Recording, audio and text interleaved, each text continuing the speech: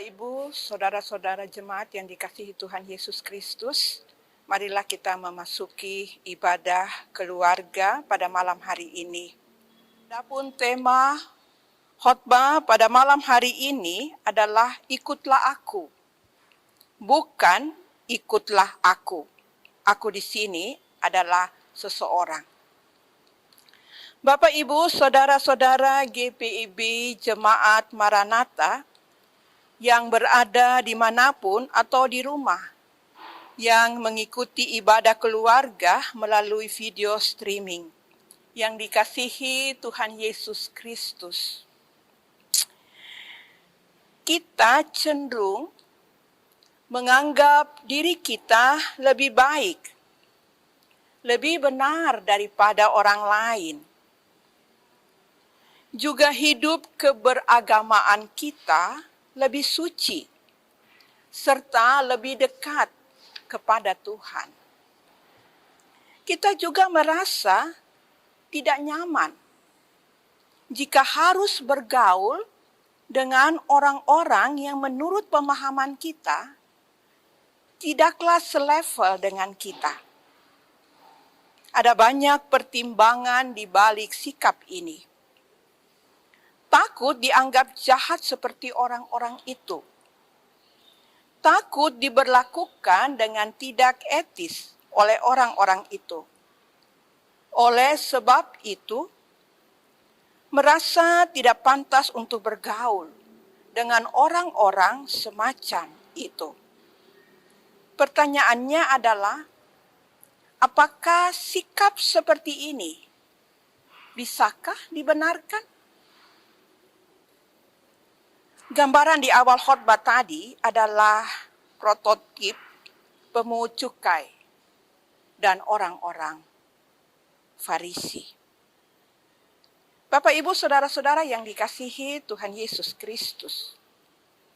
Perikop pembacaan firman Tuhan, Matius pasal 9, ayat 9 sampai dengan ayatnya yang ke-13, diawali ketika Yesus melihat seorang yang bernama Matius duduk di rumah cukai. Yesus memanggilnya, "Ikutlah aku." Lalu Matius mengikuti Yesus. Bapak, Ibu, Saudara, kita mungkin bertanya, kok begitu spontan Matius mengikut Yesus? Apalagi kita tahu Matius adalah seorang yang kaya raya, punya profesi sebagai pimpinan pemungut cukai. Bahkan masa depannya terjamin. Pada umumnya, orang Kristen masa kini akan bertanya, "Mau apa Yesus engkau dengan diriku? Aku mau dibawa kemana? Apa keuntungannya bagiku?" Dan kalau tidak sesuai dengan impian atau harapan kita, kita akan menolak ajakan Yesus. Bapak, Ibu, Saudara, ketika Matius berdiri dan mengikuti Yesus, Matius ikhlas melepaskan pekerjaannya. Inilah pengorbanan Matius untuk mengikut Yesus dengan setia tanpa pamrih. Demikian kita juga seperti Matius. Ketika kita sudah komitmen untuk mengikut Yesus, untuk melayani dalam ladang pekabaran Injil, ada perlu hal-hal yang harus kita lepaskan dari diri pribadi kita, dari karakter kita, supaya jangan menjadi batu sandungan di dalam pelayanan. Bapak, Ibu, saudara-saudara, mengikut Yesus itu tidak mudah. Mengikut Yesus itu punya tantangan tersendiri. Tetapi mengikut Yesus bukanlah soal susah atau gampang, sulit atau mudah. tapi soal kesetiaan. Kalau Bapak, Ibu, saudara-saudara dan saya setia dan mencintai Tuhan Yesus, maka keadaan apapun yang kita alami, kita akan tetap mengikut Tuhan. Karena itu adalah kehendak Tuhan. Dan karena Tuhan memang layak untuk kita ikuti. Tidak ada berkompromi dengan yang lain. Seperti bagian tema kita yang terakhir, aku huruf kecil. Di dalam masyarakat Yahudi, profesi pemungut cukai adalah pendosa besar, penindas orang miskin, pengkhianat bangsa, dan orang najis. Pada saat itu, Matius memang sudah mengenal karya mujizat Tuhan Yesus, menyembuhkan berbagai penyakit, dan Tuhan Yesus bersahabat dengan orang-orang berdosa. Sehingga alasan Matius mengikut Yesus adalah 3 hal. Yakni pertama, Matius ingin bertobat. Kedua, Matius ingin hidup baru dari pemungut cukai menjadi pemberita Injil. Dan ketiga, karena Matius memiliki iman kepada Tuhan Yesus. Bapak, Ibu, saudara-saudara yang dikasihi Tuhan. Selama ini mereka hidup berkelompok sebagai orang-orang berdosa. Dan tidak ada seorang pun yang mau memberi nasihat kepada Matius. Tidak ada seorang pun yang mau menuntun Matius, yang mau menyelamatkan mereka. Baru kali ini, Yesus. Karena bagi Yesus, mereka adalah harta kesayangannya. Bagaimana dengan Bapak, Ibu, saudara-saudara?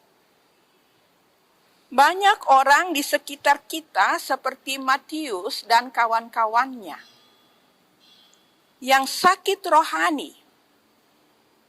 Apakah yang sudah kita lakukan terhadap harta kesayangan Tuhan Yesus Kristus ini? Bapak, Ibu, Saudara, pada ayat 10, sebagai ungkapan syukur dan luapan sukacitanya, Matius mengundang Tuhan Yesus dan para muridnya beserta kehadiran teman-temannya untuk makan bersama. Di dalam tradisi bangsa Yahudi, acara jamuan merupakan ibadah. Maka pada ayat 11, orang-orang Farisi mengkritik Tuhan Yesus. Mereka berkata kepada salah seorang murid Tuhan, "Mengapa Yesus makan bersama-sama dengan para pemungut cukai dan orang-orang berdosa itu?" Sang murid ini tidak bisa menjawab.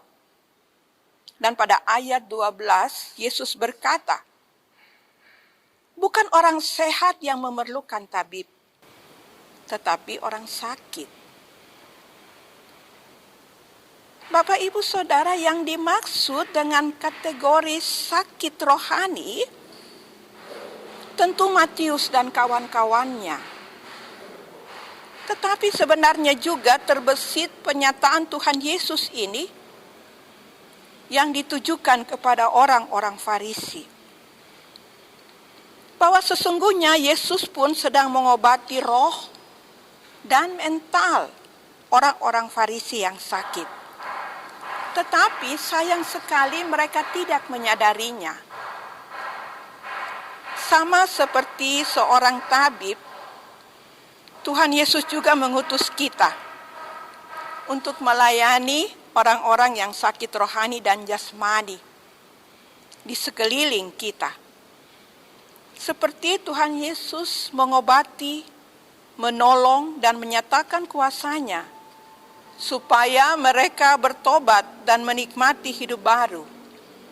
Sehingga mereka yang sudah hidup baru itu dipakai oleh Tuhan Yesus untuk melayani orang-orang yang sakit rohani dan jasmani. Sehingga mereka menjadi berkat bagi sesamanya. Bapak, Ibu, Saudara, tema kita pada saat ini adalah ikutlah aku. Bukanlah ikutlah aku. Pengertian kata aku dengan huruf kecil pada tema ini adalah jangan kita terpengaruh dengan penafsiran-penafsiran pembacaan Alkitab yang sepotong-sepotong, yang tidak sesuai dengan kebenaran penafsiran kitab suci.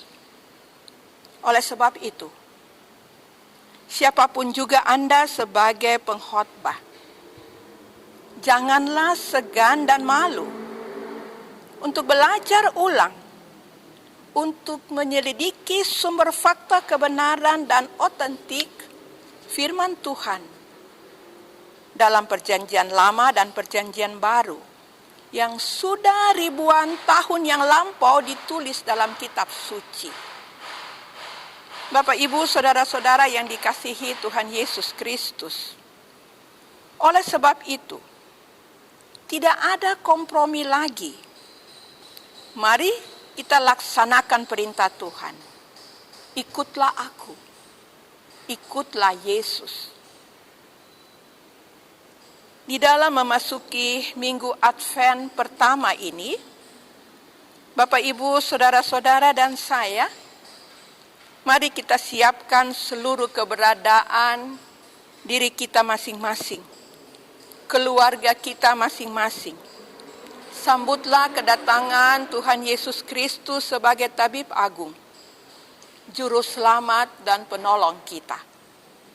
Oleh karena itu, jangan kita memperlakukan Tuhan Yesus sebagai tamu yang datang sewaktu-waktu, tetapi sebagai Raja yang berhak memimpin hidup bapak-bapak, ibu-ibu, saudara-saudara, dan saya di sepanjang waktu. Amin.